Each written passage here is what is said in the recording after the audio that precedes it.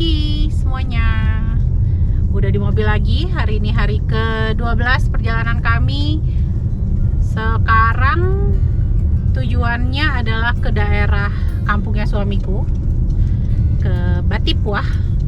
Tapi sebelum ke sana kami mau melipir dulu ke daerah Batu Sangka, ke Istana Bahasa Pagaruyung. Mumpung udah Sarah, kita ke situ dulu. Jaraknya sekitar 1 jam perjalanan dari arah kampungku, dari Ampeangke. Kami nggak lewat dalam kota, nggak lewat Padang Panjang. Ini muter ke bawah ke arah Payakumbuh, tapi terus belok kanan ke arah Batu Sangka. Liatin jalannya, karena aku juga udah lupa banget dan kayaknya belum pernah lewat daerah sini, teman-teman. Ini kita ngelingkerin Gunung Merapi dari sisi kayak pinggang-pinggangnya Gunung Merapi gitu lah, teman-teman, dari arah kota Bukit Tinggi ke arah kota Batu Sangka, nanti turun lagi. Salah gua. Udah lah. Hah? Babasnya kosong. Mundur. Mundur aja lah, bahaya. Terlalu kenceng loh. Tuh, aku kedengeran kenceng. Ada mobil. Hah? Kosong.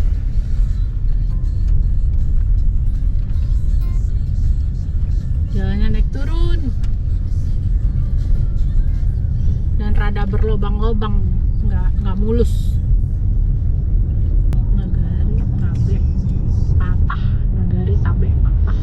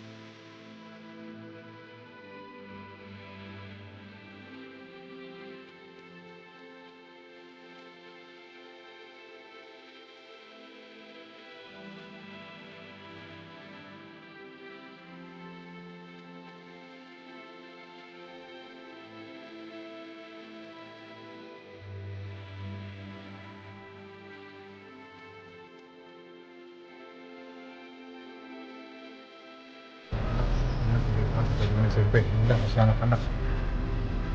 2 orang dewasa, 3 anak-anak ya.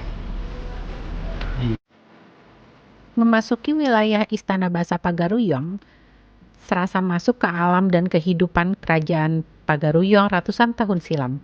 Istana yang akan kami kunjungi ini bukanlah kediaman asli Raja Alam, melainkan replikanya, karena sudah beberapa kali mengalami pindah lokasi dan insiden kebakaran. Bangunannya berbentuk sebuah rumah panggung berukuran besar dengan atap bagonjong yang menjadi ciri khas arsitektur rumah Minang.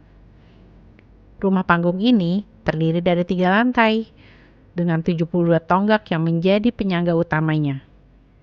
Seluruh dinding bangunan ini dihiasi ornamen ukiran warna-warni dengan total 58 motif yang berbeda.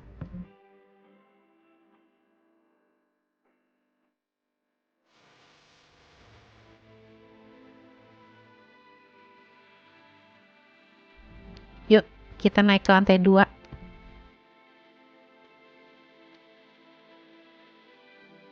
Di lantai 2 terdapat anjungan paranginan yang berfungsi sebagai tempat para putri raja yang belum menikah. Di sini, mereka anggapannya seperti dipingit. Bagi yang sudah menikah, tersedia 7 buah bilik yang ada di lantai dasar di tempat yang sama dengan tempat duduk Bundokan Luang. Lokasinya berada di sisi belakang singgasana raja. Nah, kalau ini tempat tidur para putri yang belum menikah, yang masih gadis.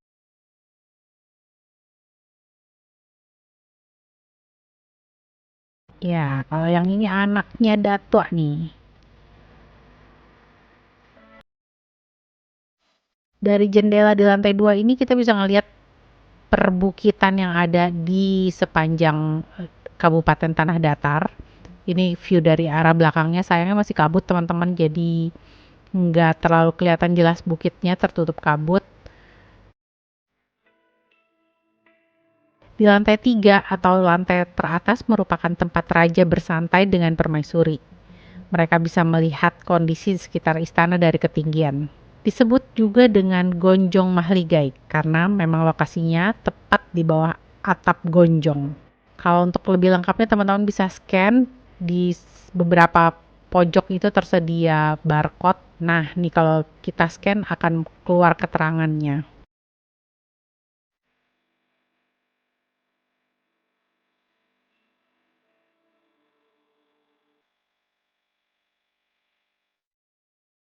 Sambil menuju ke area belakang nih, pintu keluar, ternyata di pojok ini masih ada area dapur.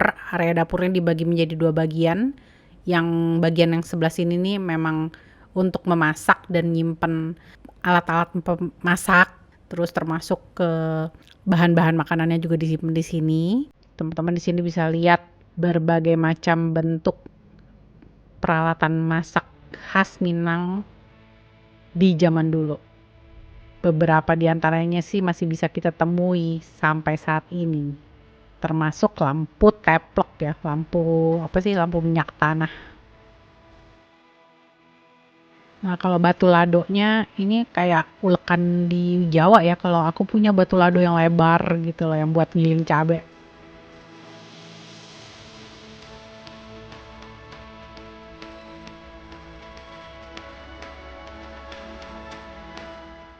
Sementara ini ruangan satu lagi, ini biasanya dipakai untuk para dayang-dayang beristirahat.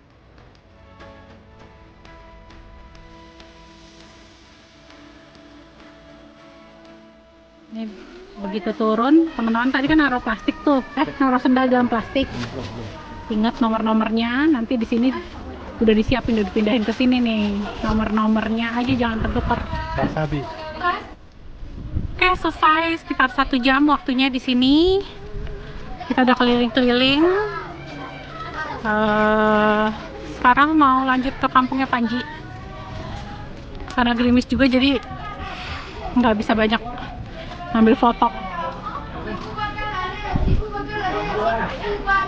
Kita lagi difotoin, terus barang-barang propertinya dipegangin sama Uni Minang.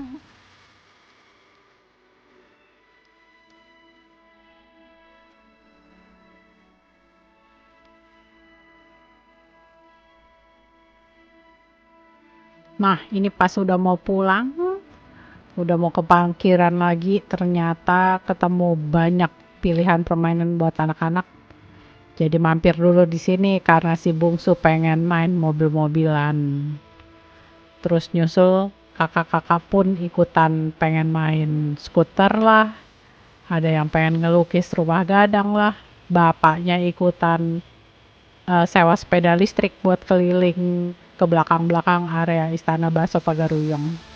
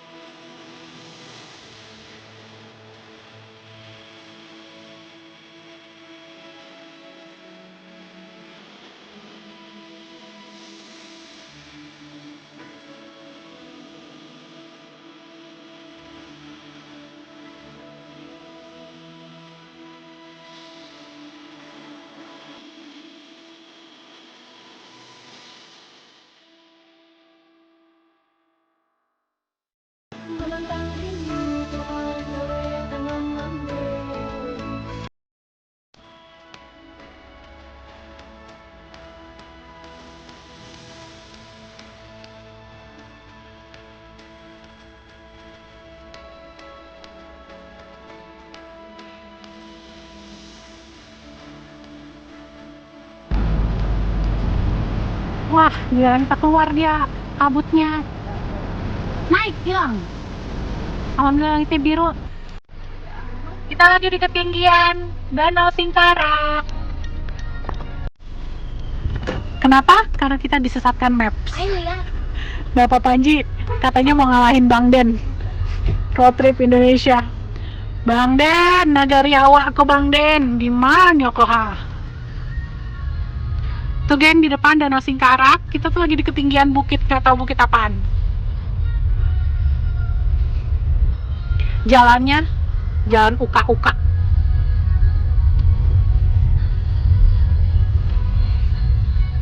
Tapi masya Allah udaranya bagus. Wah, nih rumah mahal nih, lihat nih, view-nya langsung ke bawah sana. Anak-anak sampai ngirain itu laut, padahal danau. Danau Singkarak ini, kalau sepengetahuan aku, danau kedua terbesar di Sumatera. Tapi menurut Panji, danau kedua terbesar di Indonesia. Karena di sini sinyalnya nggak bagus. Aku belum bisa memastikan. Nanti aku update kalau udah dapat sinyal bagus. Dari tadi aku warning Panji, jangan lihat-lihat ke kanan ya, aku aja yang lihat. Karena view-nya bagus, tapi Panji ntar jadi nggak kelihatan jalanan.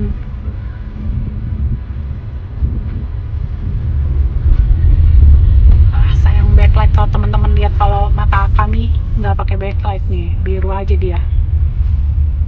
Kadang-kadang kita lagi perjalanan tuh suka ada aja ya maps tuh nunjukin sesuatu jalur yang di luar nulul. Yeay, itu jalan raya ya? Mudah-mudahan ya.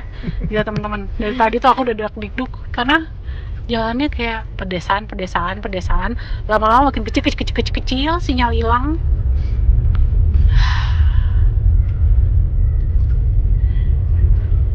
Sekarang sih ketemu jalan gede lagi, mudah-mudahan nih bentar lagi deket. Ini masjid kakak. Should we stop and take a picture there? Ini masjid yang mami bilang kakak deh kayaknya. Iya. Boleh nggak? Apa? Nggak boleh ya berhenti di situ.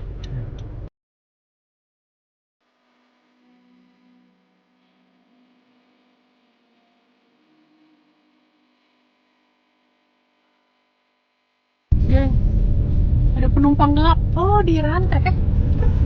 Ada penumpang gelap.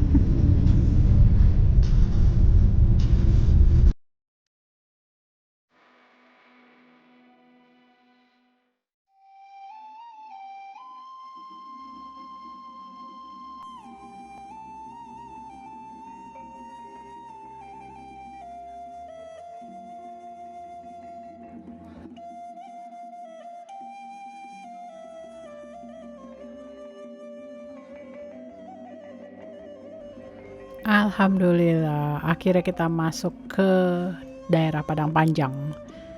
Tapi kita kali ini nggak ke dalam kotanya. Sep.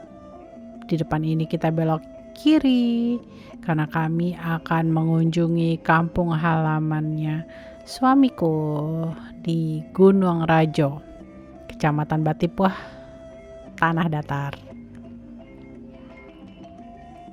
Dari pinggir jalan sini sekitar setengah jaman lagi menuju rumahnya. Tapi yang paling aku suka setiap kalau ke sini tuh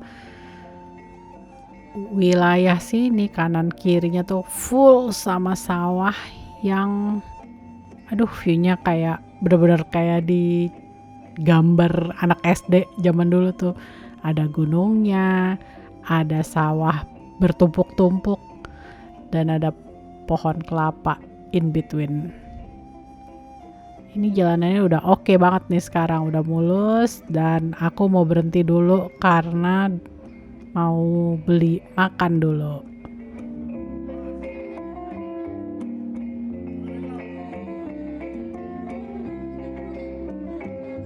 Oke, bungkus makanannya udah selesai. Sekarang lanjut lagi. Aku mau cerita dikit tentang kampungnya suamiku ini. Namanya tuh Gunung Rajo. Jadi dulu itu zaman baheula ada seorang raja rajo gitu yang menyelesaikan konflik di daerah situ, di daerah desanya itu. Akhirnya disebutlah rajo itu berguna gitu, baguno gitu, gunanya raja. Guno Rajo jadi awalnya, tapi akhirnya sama Niniak Mama yang pendahulu lah ya di desa-desa sana, mereka putuskan namanya diubah aja jadi Gunung Rajo. Kita udah makin dekat ke arah desanya, dan aku pengen share bahwa kalau teman-teman yang di daerah Sumatera Barat juga mungkin udah tahu ya kalau Gunung Rajo ini terkenal sama duriannya.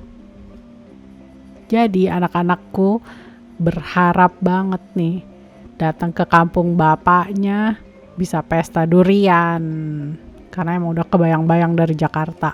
Jadi Gunung Rajo ini terkenalnya dengan duriannya. Jadi kalau lagi panen, durian ini bisa dikirim bahkan sampai ke Jakarta. Kan? Ya, jadi kalau udah pas lagi musim panen nih, ya dulunya gue nggak tahu sih masih sebanyak ini apa enggak, berhamparan di jalan lah. Di pinggir jalan gini. Iya, kita tuh sarapan durian gitu. Kan ya nggak tahu apa karena udah ada pelebaran, orang udah bikin rumah jadinya semakin dikit. Oh, ini ada monumen selamat datang di Nagari Gunung Rajo, Landong, Batipuah Tanah Datar. Nih simbolnya aja durian, teman-teman. Tuh. Kita lihat kampungnya. Iya, tadi mau apa? Dedi.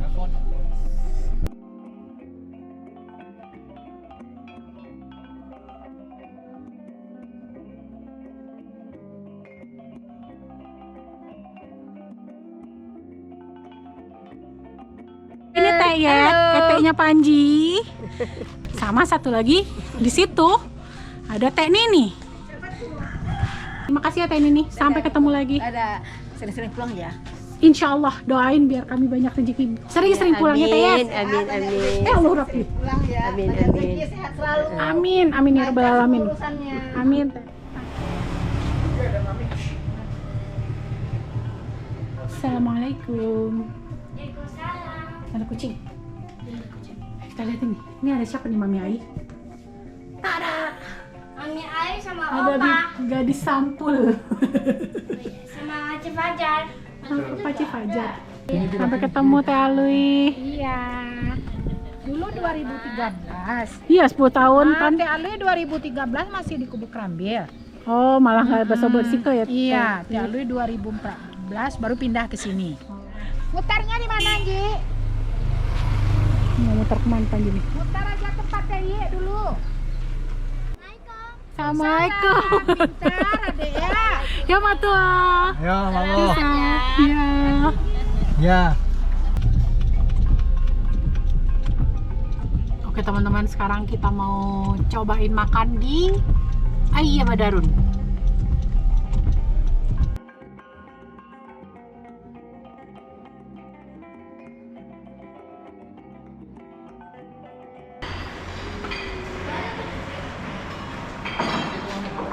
Boleh, mana aja.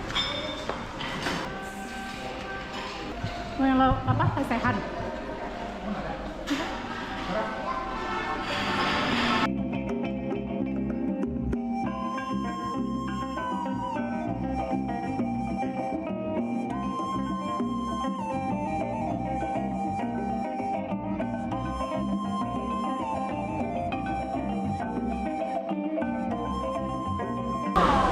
Teman-teman, aku udah selesai makan. Tadi aku makan pakai dendeng balado. Dendeng baladonya enak, bukan tipe dendeng garing gitu, bukan. Dendengnya dendeng apa ya? Kalau aku bilang dendeng lambo juga enggak sih. Dia digoreng tapi nggak garing gitu. Nggak tahu deh istilahnya apa ya di sini. Kita agak kaget karena ternyata makannya tuh berempat lah ya, karena Daud makan nasinya nggak banyak. Terus pakai ayam goreng bumbu, dendeng lambo, ikan pange, kerupuk kentang, sambal lado bunci, telur puyuh telur puyuh, udang, sambal udang, sama kerupuk emping. Aku tadi minta disiram gulai, cuman 189.000. Kecil 2, apalagi ngambil 1, tadi itu 1. Mbak? Kilo daging harganya 250.000 1 kilo daging. Rendangnya? 225. Ini 275. 225. Oh, ini pakai ini sayang. Yang telo. Ini di jalan darat tahan lama berapa hari sih, Mbak? 1 minggu. Selesai makan, kami langsung pulang ke arah rumah. Dari Ayah Badarun ini sekitar 30 menitan menuju kampungku. Sambil ditemanin matahari sore yang syahdu banget.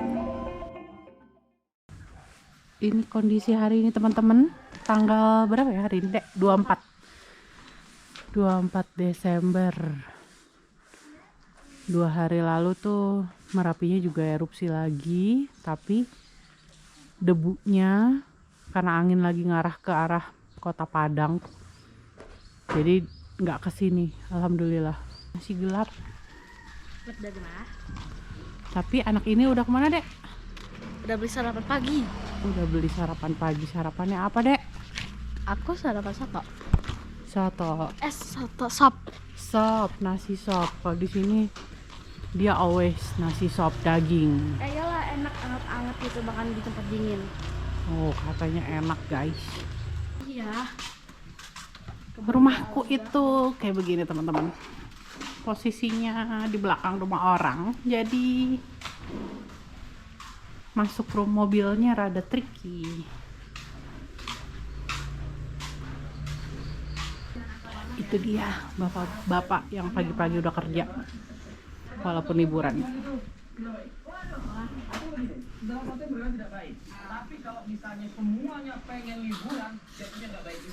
Ini hari ke-17 perjalanan kami dari Jakarta menikmati alam Sumatera Barat. Hari ini tujuannya mau ke Payakumbuh. Payakumbuh itu jaraknya sekitar 1,5 jam dari rumahku. Sebenarnya dari awal datang mau ke Lembah Harau, tapi kebetulan emang lagi hujan tuh cukup deras dan itu bisa semalaman, jadi akhirnya Harau pun sempat banjir bandang yang cukup besar juga ininya, efeknya ke masyarakat di sana, ke wisata di sana. Nah, dari situ ragu daripada nunggu yang rada kering dulu. Alhamdulillah hari ini cuaca cukup baik. Jadi kita ke sana, bismillahirrahmanirrahim, mau mampir dulu tapi ke Kelok 9. Waktu tempuh ke Kelok 9 sekitar 1,5 jam dari kota Bukit Tinggi. Nama Kelok 9 ini diadaptasi dari jalanan berkelok-kelok yang melewati daerah perbukitan di Kecamatan Harau, Kabupaten 50 Kota.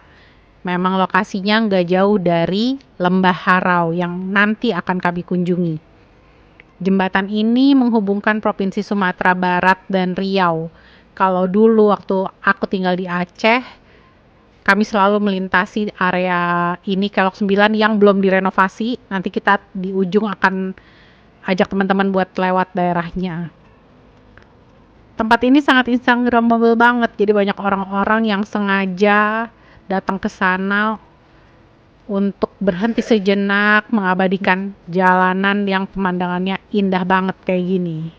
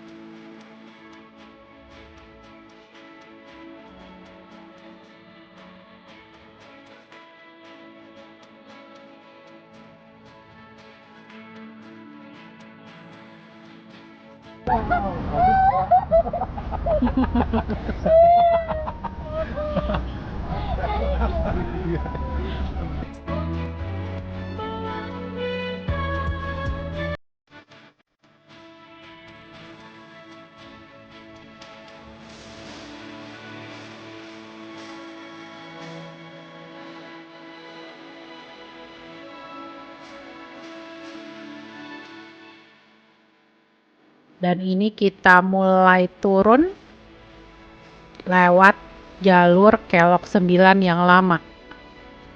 Jalannya lebih kecil dan memang belokannya lebih berasa, lebih sempit-sempit gitu.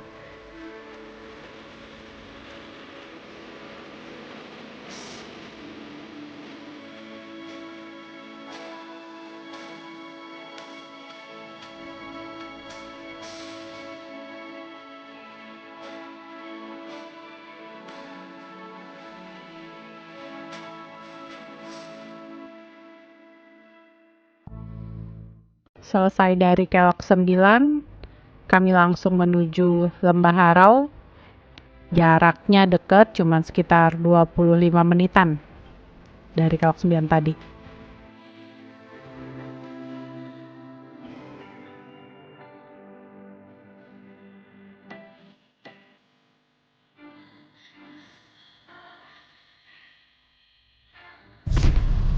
Berapa orang, Bu?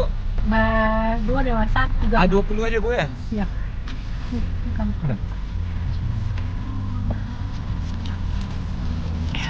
Tiketnya, Bu ya? Makasih.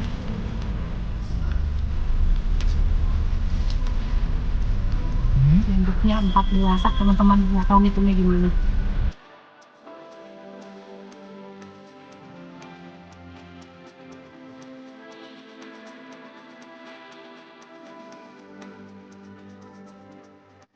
Lembah Harau sebenarnya merupakan sebuah nagari di Kabupaten 50 Kotak. Sesuai dengan namanya, Lembah Harau adalah wilayah lembah seluas 270 hektar yang dikelilingi pemandangan tebing menjulang dengan tinggi bervariasi antara 100 sampai 500 meter. Konon katanya Lembah Harau ini tadinya adalah dasar lautan. Hal itu didukung fakta bahwa batu-batuan yang ada di perbukitan Lembah Harau itu merupakan batuan yang umumnya terdapat di dasar laut. Bahkan ada peneliti yang menghitung usia batuan itu, usianya udah sekitar 40 juta tahun yang lalu. Kebayang ya gimana eksotisnya Lembah Harau ini sampai akhirnya ditetapkan menjadi cagar alam dan suaka marga satwa. Salah satu hewan yang suka ketemu di daerah Lembah Harau itu adalah monyet ekor panjang.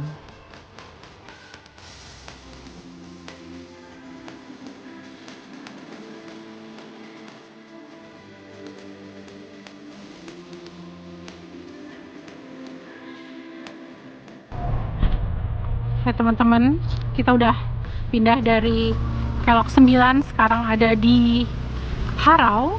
Di sama-sama Harau sih, Kelok 9 juga Harau sih. Ini sekitar 40 menitan dari Kelok 9 tuh ada namanya tempat baru namanya Suwarna Bumi Harau. Tapi karena musim libur jadi chaos banget, ramai banget.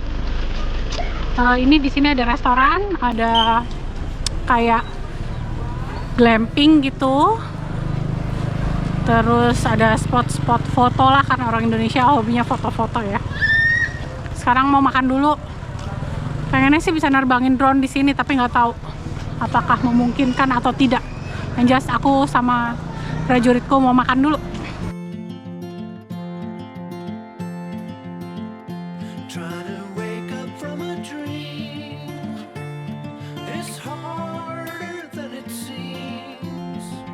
Ternyata di tempat yang kami datangi itu terlalu ramai pengunjung dan makanan udah pada habis semuanya, padahal masih jam makan siang.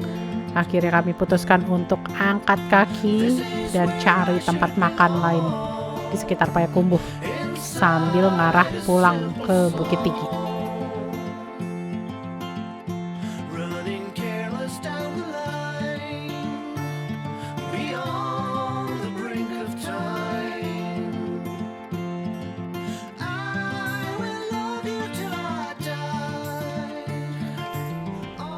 Nah, ini akhirnya kami berhenti di sebuah rumah makan yang namanya Lalado. Di sini kayak banyak tempat buat lesehan gitu, dan sebenarnya rame ya makan, tapi pelayanannya cepet. Jadi cocok banget buat teman-teman yang lapar, diharau makannya nggak puas, bisa mampir ke sini nih kalau ngarah ke Bukit Tinggi.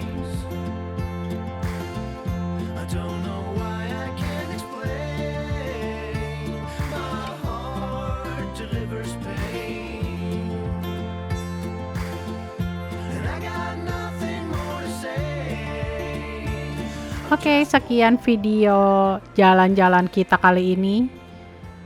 Kami masih terus ngajak teman-teman liburan di Sumatera Barat. Habis ini kita kemana lagi ya? Tungguin video selanjutnya minggu depan. Untuk sementara, kami pamit mundur dulu. Assalamualaikum.